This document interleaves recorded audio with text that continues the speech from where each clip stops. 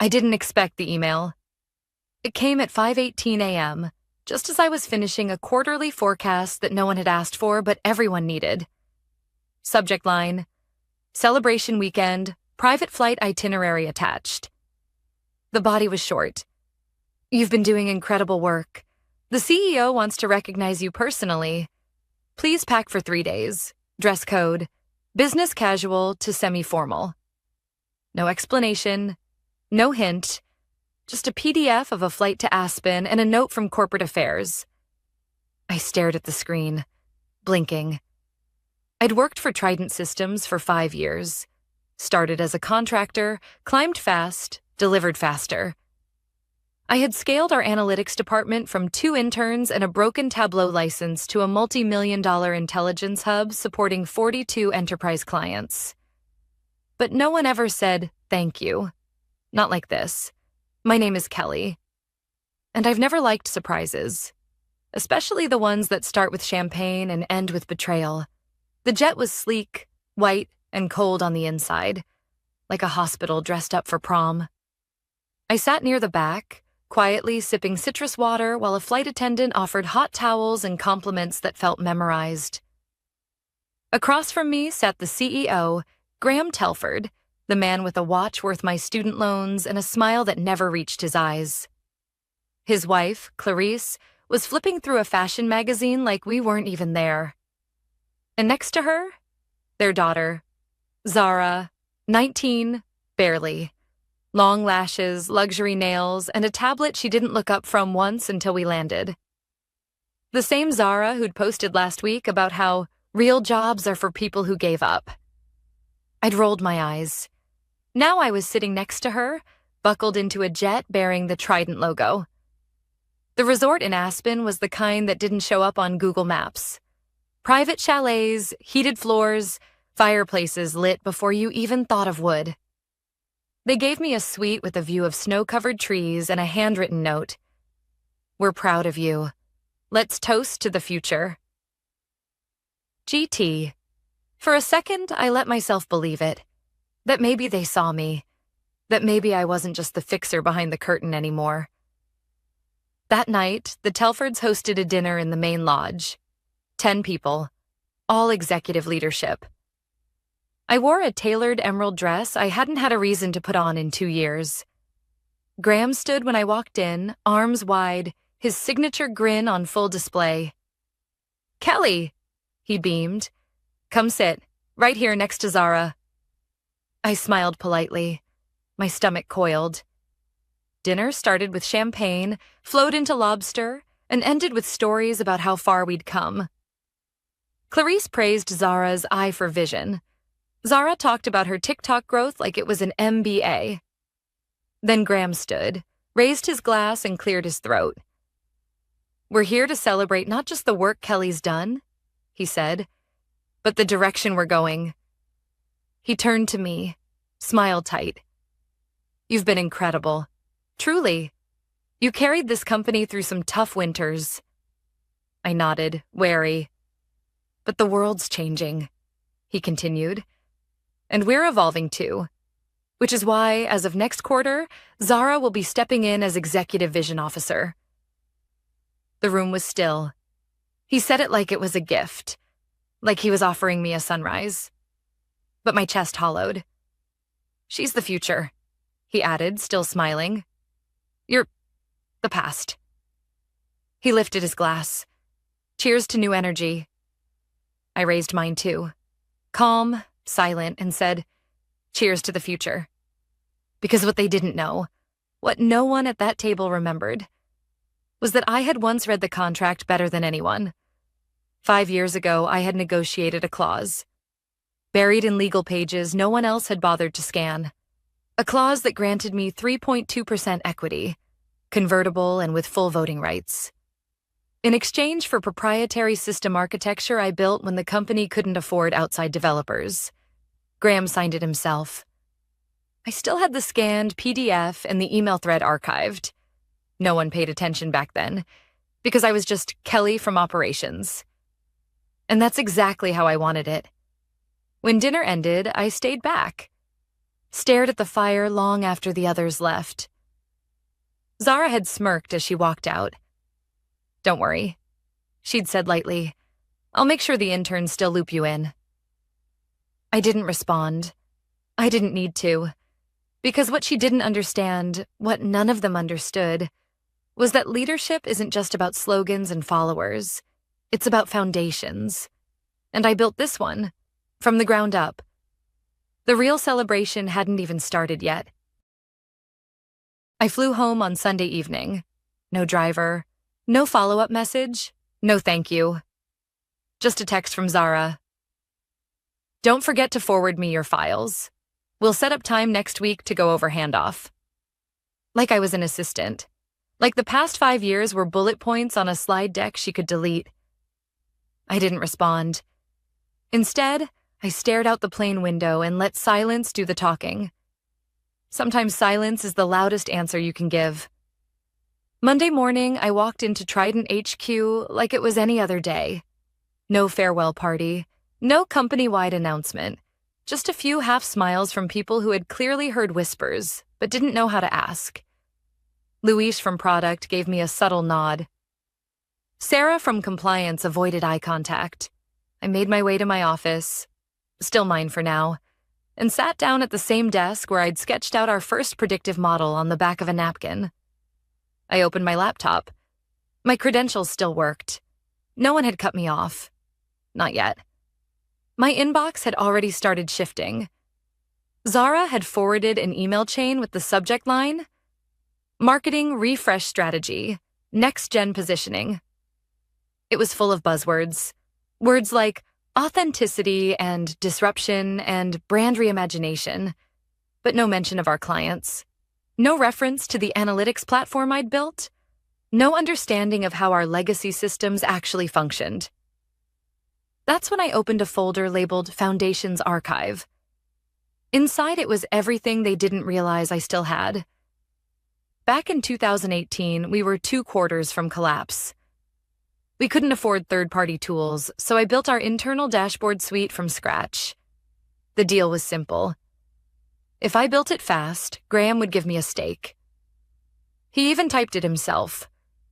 3.2% in Class B shares with voting privileges if the system proved viable. I still had the contract. It wasn't buried in legalese. It was clean, precise, and signed. At the time, I thought of it as a symbolic thank you. But when the company got its Series B around the following year, my 3.2% became real money. By the time Zara was learning how to upload YouTube videos, I was stabilizing revenue pipelines during COVID. And yet they were ready to erase me like chalk on a boardroom wall. I spent the rest of Monday quietly downloading documentation, not because I was planning to sue, but because I knew I'd need leverage. Then I forwarded a message to our general counsel. Subject: Clarification on shareholder voting rights. All I wrote was, per my 3.2% Class B shares granted 2018 attached, please confirm voting procedure if strategic leadership changes are made without board resolution. He responded 47 minutes later. Hi, Kelly. Reviewing now. Thank you for raising this. That's when I knew they'd forgotten. Because if they remembered, legal would have blocked me before I ever reached my desk. On Tuesday, Zara strolled in like she'd been born in the boardroom. She was in my office before I'd even finished my first coffee. Hey, she said brightly, perching on the edge of my desk like a sorority president handing out party invites. I'm setting up a vision workshop for Friday. We'll go over what you've built and what I plan to build on top of it. Sounds productive, I said, sipping slowly. I'm also restructuring teams a bit. Younger energy, more agile. No offense, but I think some of the people here are too stuck in their ways. I nodded. You don't agree? She asked, eyes narrowing slightly. I just think foundations matter, I said. You can't remodel the house if you don't know how the plumbing works. She rolled her eyes, then smiled. I guess we'll see. Yes, we would. Later that day, HR sent me a transition outline. No formal demotion, just subtle suggestions that I should support the rebrand initiative and step back from strategic planning. It was dressed up like a promotion in mentoring, but I knew what it was. They wanted me to fade out gracefully, quietly, without making waves. By Wednesday, I'd seen enough. Zara announced a new UI concept to the whole dev team without once speaking to anyone who'd worked on our architecture. Her wireframes were flashy. The colors clashed. The logic flow was broken, but everyone nodded because her last name was Telford. That night, I sat in my apartment, the city lights glowing below, and opened a new folder. Leverage Phase 1.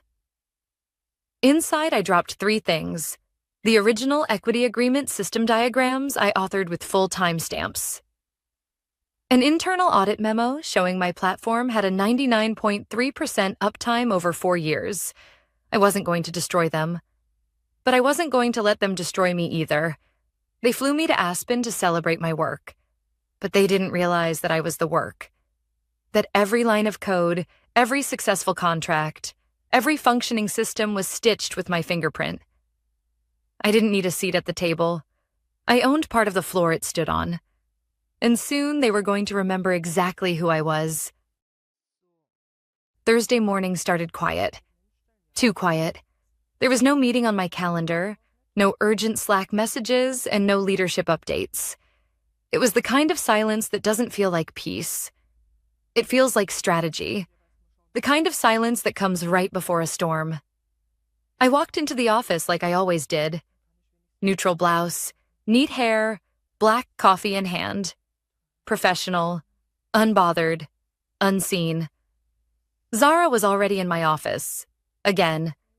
Feet on the desk, earbuds in, laptop open to a Canva page full of Core 2.0 rebranding slides. Stock photos of smiling 20-somethings, fake diversity, and meaningless taglines like, "Tomorrow starts now." She didn't even look up. "Need something?" she said. I smiled calmly. "I just came to get my charger." "Oh," she said, like I was maintenance. "Check the drawer." No mention of the system migration she'd announced yesterday. No concern about client transition, legacy data, or the support structure still running behind the scenes. She thought all she needed was a new logo and a few buzzwords. She thought legacy meant outdated. But what she didn't realize was that legacy meant built to last. Back at my desk, Luis popped his head in. "You see the ops memo?" he asked. "No," I said. "What memo?" He handed me a printout. Zara's first real executive action. Restructure of internal ops, merging support with product, and, most shocking of all, a proposal to outsource infrastructure management. Outsourcing. I felt my chest tighten. That infrastructure was the core of our client promises. Trident's whole value proposition was reliability in complexity. Our clients didn't hire us for sleek dashboards. They stayed because we kept their systems running when no one else could. Luis looked pale. She wants to move back-end to a firm in Toronto. They quoted half our internal cost. And they didn't check compatibility? He shook his head. "They're going to break the pipeline," I said quietly. "They already have," he replied. "One of our financial services clients called this morning. Something's not syncing.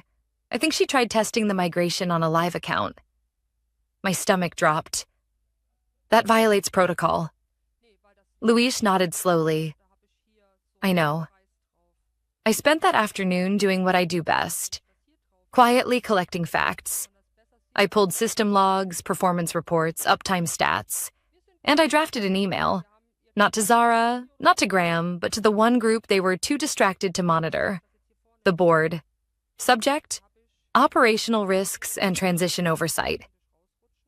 I attached proof of the live migration test that interrupted client data, a Slack screenshot showing Zara giving verbal approval with no documentation, and internal documentation that flagged the new vendor as not compliant in a 2021 audit. No opinions, no emotion, just the facts. I clicked send at 5:42 p.m. Then I packed my things and went home. At 7:03 p.m., my phone buzzed. Unknown number. I answered anyway. Kelly, this is Celeste Adami, chair of Trident's board. Her voice was direct but measured. I'd like to set up a call with you first thing tomorrow. Of course, I said, calm but alert. And Kelly? She added. Thank you for flagging this. She already knew. She'd seen the signs. They all had. They just hadn't had proof until now. Friday's all-hands meeting went ahead like nothing was wrong. Zara stood at the front, full TED Talk mode. New colors, new values, even a new slogan. Where legacy ends, the future begins. I almost laughed out loud. The irony? The very system she was standing on, the data feeding her demo, was still mine. She didn't even know how to check the status logs. She couldn't tell real-time metrics from a mocked report, and I knew that because I built the system to flag fakes. I watched it blink red as her presentation went live. After the meeting, she stopped by my desk. You seemed quiet today, she said with a smile too wide to be sincere. Don't worry. We'll find something that fits your skill set eventually. I looked at her and said nothing, because behind her, walking calmly down the corridor in a navy suit and heels, was Celeste. She passed Zara without a word and stopped at my desk. Kelly? She said.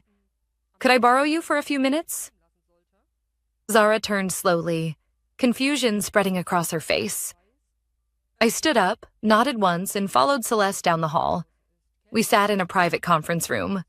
The curtains were half drawn, the lighting soft. Celeste opened a slim folder and looked at me. Everything you submitted checked out, she said. You've been holding this company together longer than anyone acknowledged. I didn't speak. I didn't need to. We're calling an emergency executive session next week, she continued. I want you there. You'll brief the board directly. I exhaled slowly. For the first time in weeks, I felt it. Not victory. Not revenge. Something deeper, recognition. Monday came colder than usual. Not outside, inside the building. There was a shift in the air, the kind you can't explain but you feel in the way people avoid eye contact or whisper behind coffee cups. The office buzz was gone. The usual Monday morning banter replaced by cautious silence. No more jokes about Zara's slogans, no more loud greetings, just controlled breathing. I walked in early, as always. Luis was already at his desk. He gave me a small nod, the kind you give someone right before a storm breaks. On my desk sat a sealed envelope. No sender listed.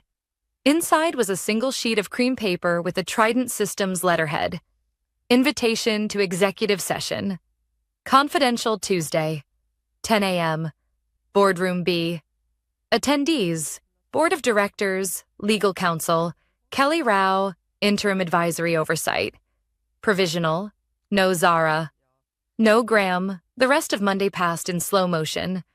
Around 11:30, I saw Zara walk past my desk, phone pressed to her ear, eyes darting. She wasn't smiling anymore. By noon, she'd called a leadership sync with the department heads. I wasn't invited. Neither was Celeste. But Luis was. He came back 40 minutes later and sat down at my desk like someone trying not to look panicked. She's scrambling, he whispered. She said anyone resisting the restructure is slowing innovation. She even suggested replacing the infrastructure team with newer talent. I blinked slowly. She doesn't know half the infra team built the thing she's standing on, I said. Luis nodded. She also said something about bringing in external branding consultants. High cost, fast turnaround. They're draining capital, I said flatly. And she doesn't realize the burn rate is visible to the board. She thinks she has time, he said. She doesn't. That afternoon, I met with Celeste in a small conference room on the 18th floor. She had a notepad, a black pen, and zero small talk. We'll open with a review of Zara's decisions over the last 30 days, she said. I want you to present a factual sequence. Client interruptions, procedural breaches, budgetary anomalies. No personal comments? I asked. She shook her head. We'll let the data speak. We're not here to humiliate her. We're here to protect the company. I understand. She looked at me carefully. You've played this with more grace than most executives I've seen. Thank you, I said. But grace is not the same as silence. Celeste's mouth twitched, a hint of a smile. Tuesday arrived with heavy clouds and the weight of long-buried truths. I walked into Boardroom B at exactly 9:59. Celeste was already seated. So was Darnell from finance, Angela from legal, and two external observers I didn't recognize. Likely advisors or potential partners. Graham walked in 5 minutes late, pale and stiff. He sat at the far end, hands folded, saying nothing. Zara didn't show. Celeste opened the session calmly. We're here to assess the transition strategy and its impact on operational continuity. Ms. Rao has provided data for review. I stood and connected my laptop. No speech, no emotion. Just a clean timeline of cause and effect. Live migration without testing protocol. Client X's service interruption. Unauthorized outsourcing request with flagged vendor. Projected Q3 overages due to external rebranding bids. Internal morale drop supported by HR's own employee engagement pulse check. When I finished, I stepped back and closed the laptop. Silence filled the room. Then Daniel Renner, CEO of a tech partner company and potential acquisition candidate, leaned forward. Ms. Rao, he said, are you aware that Zara requested full transition control in upcoming integration talks? My eyes flicked to Celeste, then back to Daniel. I'm aware now. She sent over a pitch deck suggesting full replacement of all legacy systems. No mention of who built or maintained them. That's a critical omission, I said. Daniel nodded. It was noted. After the meeting, Graham stopped me in the hallway. His shoulders sagged. He looked smaller than I remembered. I never meant for it to go this far, he said. You didn't stop it either, I replied. He nodded slowly. She's my daughter. I understand, I said. But I was your partner, and you forgot that. He didn't respond. As I turned to leave, he added, They're going to remove her, aren't they? That's not my decision, I said. But you should prepare her. That evening, I went home and pulled out the file I kept in the bottom drawer, labeled simply, Build Phase, 2018. Inside was the architecture diagram I'd drawn in pen 5 years ago. No software, no automation, just lines and logic on paper. It was still valid, still running, and still mine. I took a photo of the page and saved it under a new folder. Legacy equals value, because they can replace titles. They can change logos. But you can't replace the people who built the bones of something and kept it alive through every storm. Wednesday morning felt different. People weren't whispering anymore. They were watching. The atmosphere in the office had changed. Not with fear, but with anticipation. Every movement felt deliberate. Every conversation measured. Zara hadn't shown up that morning. Her name was still on the whiteboard in what used to be my office, but her chair sat empty. The rumors had started circulating before noon. That the board had frozen her transition plan, that legal had asked her to pause all strategic directives, that she'd left crying the day before. None of that came from me. I hadn't said a word. I didn't need to. By now, the system was speaking for me. At 11 a.m., I met Celeste in a quiet corner of the executive floor. We've scheduled a full vote for Friday, she said, her tone cool and professional. On formalizing the advisory team and removing Zara from interim leadership. I nodded once. You have the numbers? We do, she said. After yesterday's presentation, two of the undecideds flipped. One said he couldn't believe Graham signed off on any of this. He didn't, I said. He just didn't stop it. Celeste studied me. You could have gone public with this, leaked it, blown the whole thing up from the outside. I don't want to destroy Trident, I said quietly. I just want it to remember what it is. She looked down at her notes, then closed them. We'll want you in the room. Back on the floor, I returned to my desk and opened my inbox. One message stood out.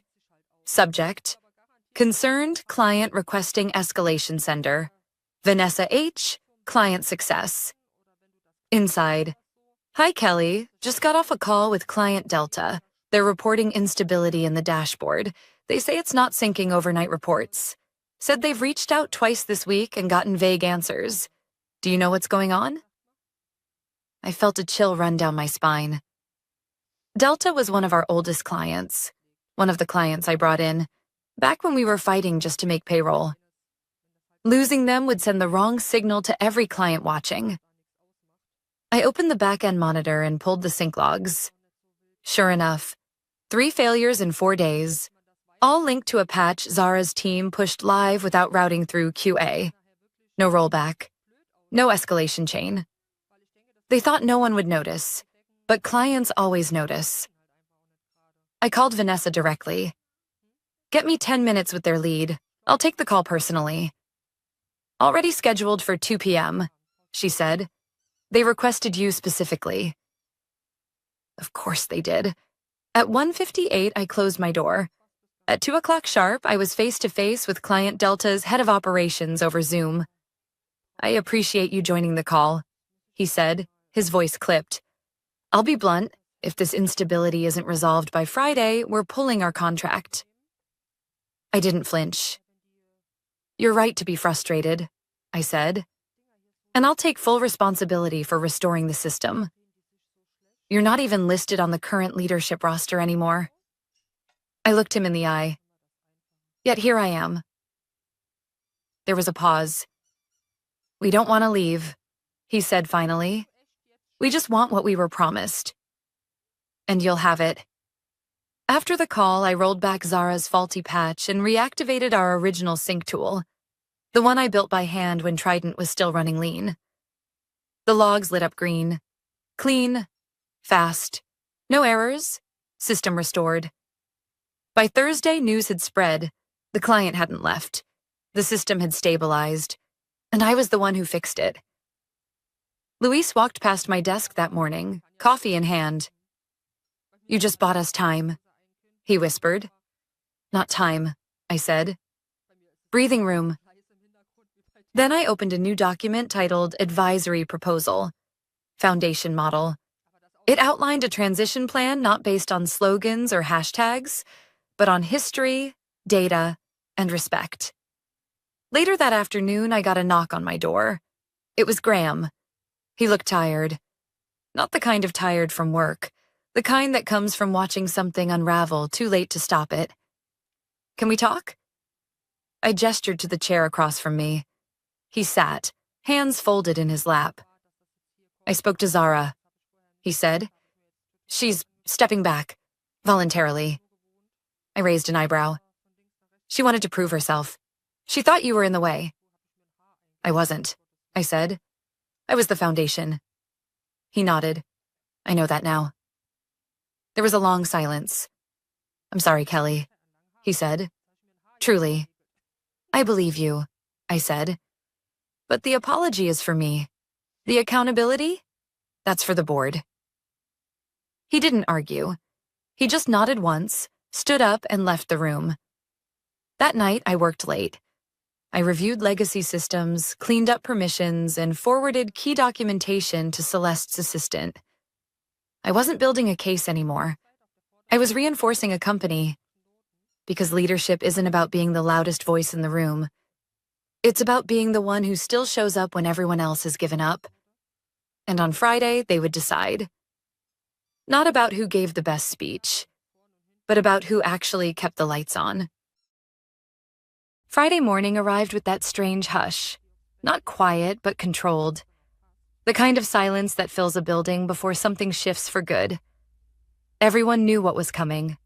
No one said it out loud. But the eyes said enough. I arrived at Trident HQ early. My badge still worked. My name was still in the system. No one dared greet me with pity anymore. Now they looked at me with something else. Recognition. The boardroom was full when I walked in. Celeste sat at the head of the table, calm as always. Graham was there too, seated beside two outside consultants. His expression was unreadable, but the slump in his shoulders gave him away. Zara came in 5 minutes late. No designer toque this time. No glossy smile. Just a neutral blazer, hair tied back, and a face trying to look composed. Celeste opened without small talk. We're here today to vote on finalizing the leadership transition oversight following recent instability and risk exposure. She looked at me, then around the room. Before we vote, Kelly, would you like to say anything? I stood slowly. I didn't come here to claim credit, I said. But I did come to protect what we built. Trident isn't a brand. It's a structure, a system, a promise. And lately, that promise has been stretched thin. I paused. Leadership isn't disruption for the sake of headlines. It's making sure that when things fall, they don't collapse. And I sat back down. Daniel Renaer, seated at the far end, nodded slightly. The kind of nod that comes from years of listening before speaking. Our position remains unchanged, he said. If the current transition plan stays in place, our partnership will not proceed. Graham flinched but didn't speak. Zara's hands trembled slightly on the table. Still no words. Then Celeste turned to the board. All in favor of removing Zara Telford from all leadership duties, effective immediately? One by one, hands raised. No hesitation. All in favor of instating Kelly Rao as Transitional Systems Advisor with full operational veto? Again, unanimous. Zara looked down. The only sound in the room was the scratching of a pen as Celeste signed the final motion. After the meeting, most people left quietly. No chatter, no handshakes, just a building exhaling. Zara stayed behind. She didn't cry. She didn't rage. She just stood by the window, staring at the skyline. I thought I could handle it, she said quietly. I thought new ideas were enough. I joined her but said nothing. She turned toward me. You probably hate me. I don't, I said. I just wish you'd asked before trying to replace everything you didn't understand. She nodded, then walked out, heels echoing in a room that suddenly felt much larger. Over the next 2 weeks, the real work began. I met daily with engineering, ops, legal, and client services. Not to rewrite everything, just to steady what had been knocked loose. Trident didn't need reinvention. It needed memory, clarity, strength. I brought Luis in as lead of systems continuity. Vanessa stepped up to oversee client transitions. And the people who used to be overlooked now sat at the heart of the company again. Not because of titles, but because they'd earned it. One evening, I stayed late, reviewing an old process map I'd drawn years ago in the margins of a whiteboard photo. The date stamp said 2018. The logic still held. That's what most people forget about solid architecture. It doesn't expire. It adapts. Late that night, I got a message from Celeste. Subject, just so you know. 3 of our longest clients reached out this week. They said whatever changed, they noticed. And they're relieved. That's you, Kelly. Just wanted you to know. I stared at the message for a long time. Not smiling, just breathing.